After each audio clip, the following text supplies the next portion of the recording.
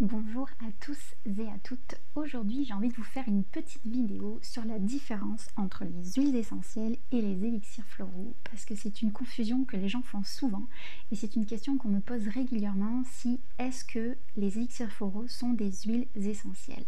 Eh bien non, c'est pas la même chose, c'est pas la même utilisation et c'est pas le même procédé pour obtenir les huiles essentielles et les élixirs floraux. Donc en aromathérapie, on a les huiles essentielles qui sont obtenues, en fait c'est un liquide, un mélange liquide qui est obtenu par distillation. C'est très concentré, donc tous les principes actifs de la plante sont très concentrés dans ce petit liquide.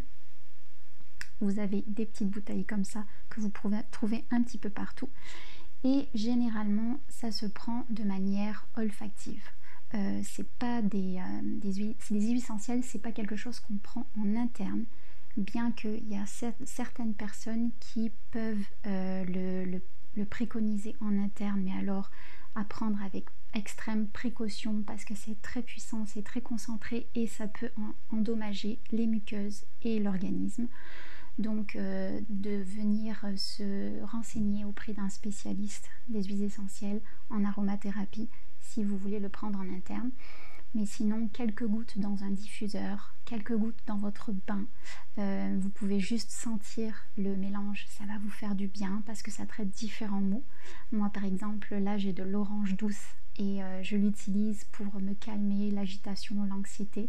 Donc je peux mettre une petite goutte sur les poignets, je mélange un petit peu, j'en mets un petit peu sur le cœur et ça m'apaise de suite. Ça peut aider pour le sommeil, ça peut aider pour dégager les sinus. Voilà, il y a plusieurs utilisations. Mais comme je suis en formation de ça et je ne suis pas spécialisée et j'ai pas les ressources nécessaires pour vous donner plus d'infos, je vous laisse faire des recherches à ce niveau-là.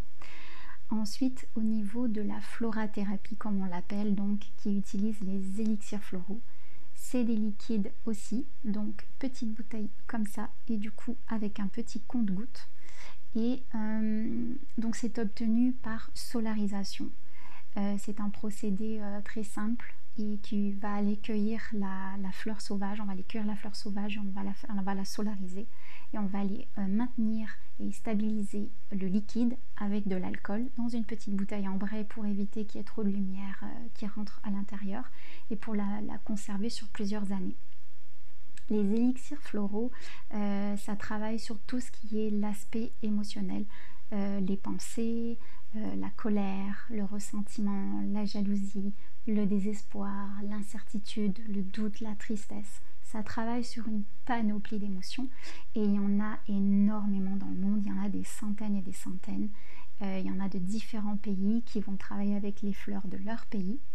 En France, on a le laboratoire d'Eva qui travaille avec les fleurs de France, mais les plus réputés et les plus anciens sont les élixirs du Dr Bach, donc les fleurs de Bach, qui sont présentes au nombre de 38 fleurs et qui traitent chaque fleur sur un état émotionnel particulier. Je travaille avec les élixirs du Dr Bach, je travaille aussi avec le laboratoire d'Eva et je fais aussi mes propres élixirs avec les fleurs sauvages de la région. J'ai également fait des élixirs au Québec parce que j'y ai vécu 10 ans et que j'ai vécu sur une terre sauvage magnifique et du coup j'ai pu faire des élixirs floraux là-bas. Donc voilà, donc c'est pas la même utilisation. Au niveau de l'élixir, vous avez donc un petit compte-gouttes ici et vous mettez 3 gouttes sous la langue et c'est comme ça qu'on l'utilise plusieurs fois dans la journée sur plusieurs semaines. Voilà, donc la différence entre les huiles essentielles et les élixirs floraux. J'espère que c'est plus clair et que du coup vous allez pouvoir faire votre choix avec cet éclairage-là. Si vous avez des questions, n'hésitez pas à m'écrire. Si vous avez des commentaires ou même des questions, vous pouvez mettre des commentaires sous la vidéo et je pourrai faire une petite vidéo, y répondre personnellement en privé. Voilà, donc je vous souhaite une magnifique journée et je vous fais des bisous. Bye bye.